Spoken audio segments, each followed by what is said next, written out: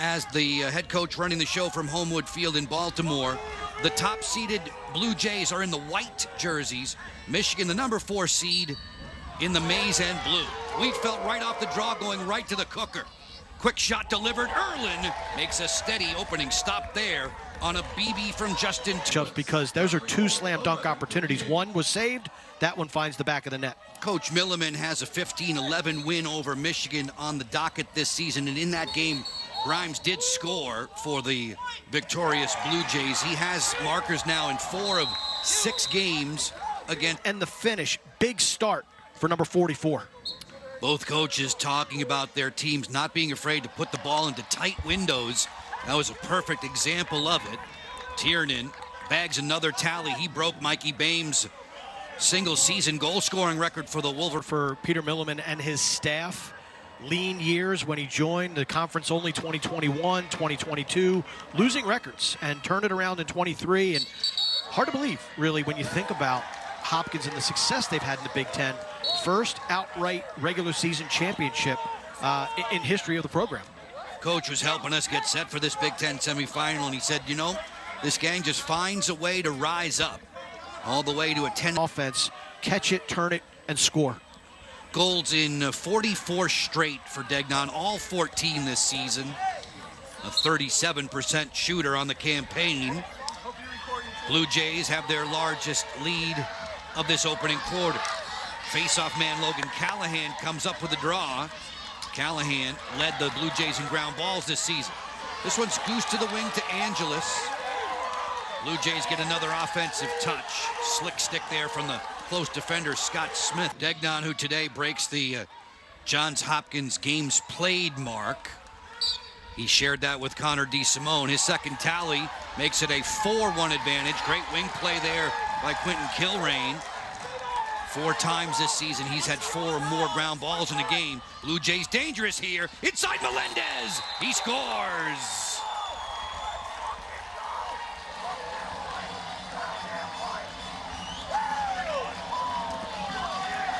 This is the beauty of number 6 in white, Quentin Kilrain.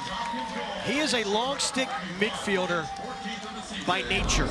We talk all the time about attackmen who are playing midfield. Well, this is a long stick midi playing close defense. But look at the vacuum. Picks it up clean, and he's off to the races, out the back door. And this is beautiful ball movement. And this is a confidence builder for Russell Melendez. Love how he took the step, gave himself a better angle, knows he's going to get popped.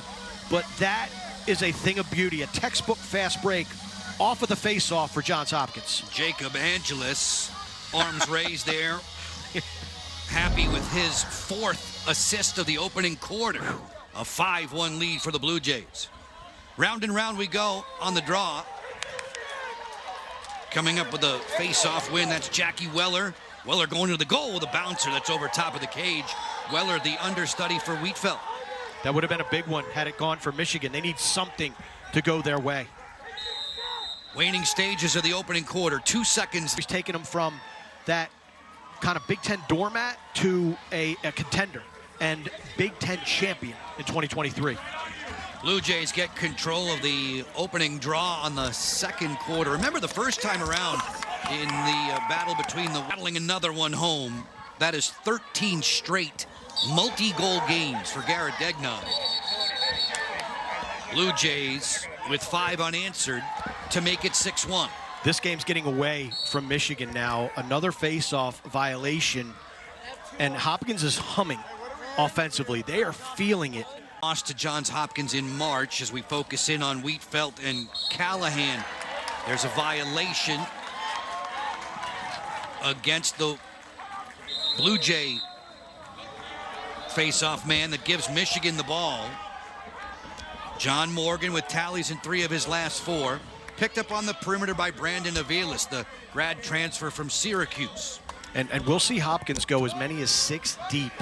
And you see the black tape on Brett Martin, who's not on the field. He's been nursing an ankle injury.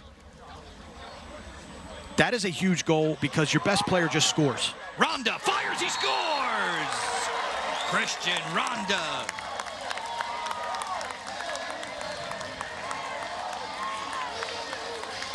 Hail to the victors, 2 in a row for the Wolverines. No disrespect, but when you have the second-line defensive midfielders in, and Hopkins does on this occasion, you test them immediately. And this is just miscommunication. A lot of chasing. There's no reason to fly off of that matchup the way that Ortega does. And Rhonda senses it and says, if you're not going to play me, you're going to give me this much space, roll out the red carpet here at Ohio State Lacrosse Stadium, and that's the end result. Christian Rhonda, 23-year-old grad transfer from Princeton, the 5th leading scorer for Michigan. Back-to-back tallies for the Wolverines and another face-off control for Wietfeldt. Wietfeldt, 4th best in the nation, better than 62% this season. And that's the weapon that Michigan has. And if he can start to get hot against Logan Callahan, who really neutralized him in the first meeting, was getting the better of him. And now the substitution game, Michigan has number, and then found the back of the cage, little lady luck for Michigan. That last replay look sure showed you that. 3 goals in a row for Michigan in just about 4 minutes. There's another flag down. Which means it's going to be against Michigan, you have to assume, with the referee not happy with that last sequence. Stewing on the sideline for the Blue Jays, who've seen their 6-1 lead evaporate at 6-5 now, as Callahan wins the draw for Johns Hopkins. Cohen back at the 30-goal plateau. Whistle here. And once again, the coach. We've got a tie game. Rare to see Johns Hopkins surrender 5 goals in this second quarter. It's the most they've allowed in a second frame this season. And we are brand new at 6-6 in Columbus. Field still bathed in sunlight off of this ground ball exchange. Cohen to the goal. He'll score. Michigan on top for the first time tonight. A tale of 2 quarters. And once again, it's sloppy ground ball play by Hopkins that gives Michigan this opportunity. We go from the face-off, and this is where I'm about to say, this is where you have a 3-on-3 opportunity, really 6-on-6. Hopkins comes away with a tough ground ball. Love it. But then the knockdown, the tenacious approach by Jack Whitney, and then number 6, Quentin Kilrain. That does not happen.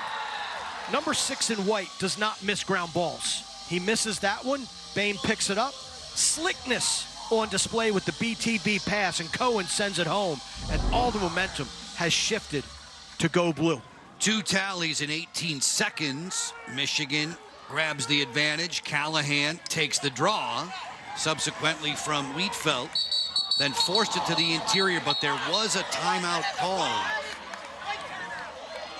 Johns Hopkins gets the timeout, and you can see the reaction of Kevin Conry. The shooters catch, eye it up, and let it fly. Mulholland's 15th on the campaign, 7 in a row for Michigan. Their first 2-goal lead on the night. Temperatures been hovering in the 70s, low 80s most of the day. It's going to be a beautiful night for lacrosse. I was offended. No. Fantastic gentleman and ambassador and future Hall of Famer for his Pittsburgh play. They scramble for it off the draw. The official's going to award the ball to Michigan after the push. Yeah, we had Mikey Boehm on our podcast, the D-Fly Dixie podcast. Work by number 31 in white to get topside, and that shot, authoritative, with zest into the upper 90. Ending the 8-goal blitz from Michigan. First tally for the Blue Jays in quite some time, as you see at the top of your screen. And they get possession. McDermott off of this draw with the ground ball. Prevails over Johns Hopkins 13-12. Madison Taylor had 5 goals. Izzy Skane was held to just 1 in that contest. We're enjoying this first semifinal, Michigan and Johns Hopkins tonight, and look at how things changed after the Blue Jays raced out to a 5-1 lead.